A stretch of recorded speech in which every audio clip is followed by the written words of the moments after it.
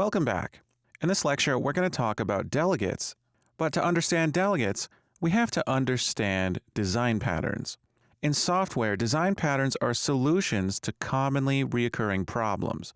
There are a number of famous design patterns that are used in countless programs because they work well and allow us to avoid reinventing the wheel. Beginner programmers often create their own solutions to problems, and if they work, those solutions can be reused in future programs. I often go back to my old programs for solutions that I've created because they work and I can reuse those in newer games. Now, making use of some of these famous design patterns allows us to take advantage of solutions that have been proven to work well. Unreal Engine is extremely well architected and makes use of lots of these famous design patterns. One such pattern is known as the observer pattern. In the observer pattern, we have an object known as the subject.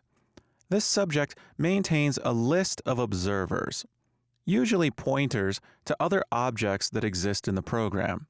Each of these observers can have a function which we'll refer to as the callback. The observers want these callback functions to be called in response to something happening in the program. We refer to that something as an event. And the goal for this design pattern is to have each observer's callback called in response to that event. So the subject knows when this event occurs, and when it does, the subject loops through its list of observers and calls that callback function for each observer. Now, the reason this design pattern is so nice is because it creates a one-to-many relationship. The subject doesn't actually have to know anything about the observers, and it doesn't have to know ahead of time how many observers it will have. When the program starts, the observer decides to add itself to the subject's observer list and specify what callback function should be called in response to the event. The subject is just set up to be able to have observers added to its list and loop through the list and call those callbacks when the event occurs. Unreal Engine has a sophisticated system for implementing the observer pattern. We have the ability to create delegates. Now, a delegate is a special type of class capable of storing a list of observers. We call this the delegate list. We can create a delegate for some object in the game designed for a specific purpose. When an event occurs in the game, the subject has the ability to make a broadcast to each observer. This involves looping through the delegate list and calling all of those callbacks on the observer objects. We'll discuss how this works with an example. Let's say you have a game, and in your game you have a spider queen. Now, this is a sort of enemy, and we can create a delegate called summon minions. Now, there may be any number of other types of enemy classes. Let's say we have a screamer, a charger, and a bomber. And these are each different types of classes that may exist in the game. Now, each of these minions may have its own type of callback function. The screamer may have a scream function designed to take a float called volume, and when this function is called, the screamer will scream at that volume. Now, with Unreal Engine delegates, what we actually do is we bind this callback to the delegate. So our screamer must have a reference to the Spider Queen. It may have a pointer to the Spider Queen, and through that pointer it can access the Summon Minions delegate and bind its Scream callback to this delegate. Once that happens, the Screamer's callback has now been added to our Summon Minions delegate list. The Charger may have its own different callback, designed to take a float called Speed. When this function is called, the Charger will charge towards something at a given speed, and the Charger must bind its callback to the Summon Minions delegate, thereby adding the Charge callback to the Summon Minions delegate list. And the Bomber may have its own function called Throw Bomb, and this function takes a float called Damage, and when this function gets called, the Bomber throws a bomb, which will cause that amount of damage, and the Bomber object must bind its callback to the Summon Minions delegate, thereby adding its callback to the delegate list. Now, when something happens in the game, the Spider Queen can broadcast this delegate, and it can even broadcast a delegate passing in some value. When this happens, each of the callbacks in the delegate list will be called in response, receiving that value.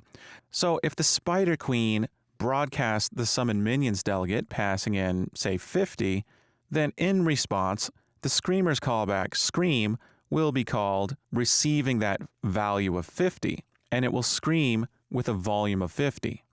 And the Charger's callback, Charge, will be called receiving that value of 50, so it will charge at a speed of 50. And the Bomber will have its Throw Bomb callback called in response, and it will throw a bomb causing 50 damage. Now this is nice because the Spider Queen can broadcast this delegate passing in any value, such as 75, and that will result in our Screamer screaming at a volume of 75, our Charger charging at a speed of 75, and our Bomber throwing a bomb that causes 75 points of damage. Now this indicates a very important detail. The Summon Minions delegate is designed to take a float when it broadcasts. That means any function callbacks that we wish to bind to this delegate must have the appropriate signature. They must receive a float input parameter. So we can't just bind any callback to the Summon Minions delegate. We have to bind a callback that has an input parameter of type float. Now, overlap events in Unreal Engine make use of delegates. We saw how this worked by adding a sphere component to our item blueprint. And we set this up so that we printed a message to the screen whenever our character overlapped with that sphere. Now, we know about uScene component. Scene components support attachment, and we know that our sphere component is derived from uScene component. That's why we could add one to our BP item and attach it to the root component. But in between these two classes in the hierarchy exists a class called uPrimitive component. The sphere component is actually derived from uPrimitive component, and therefore it inherits capabilities of uPrimitive component. And uPrimitive component has a number of delegates built in. One of these delegates is called onComponentBeginOverlap. That's why we were able to select the sphere and right-click in the event graph and add a node called onComponentBeginOverlap. Now, when we added a sphere to our BP item, we checked its collision settings and saw that the sphere is set to overlap the pawn collision object type, and we know that our character has a capsule, and that capsule has the collision object type pawn. Now, as long as the capsule is not set to ignore the sphere's object type, which was world dynamic, then overlap events are possible. And since those overlap events are possible, Unreal Engine will consider these two components for collision. It will check to see if they're overlapping, and as soon as they are, the event is triggered. This all happens under the hood in Unreal Engine. And when the event is triggered, this blueprint event fires off, and it receives a number of values that were passed in when that delegate was broadcast. And we can see from the blueprint node onComponentBeginOverlap that the delegate broadcasts a number of values. It broadcasts a value for overlapped component, as well as other actor, other comp, other body index, from sweep, which in C++ is B from sweep because it's a Boolean, and something called a sweep result. Now, this delegate belongs to the primitive component class, which is why our sphere component has one.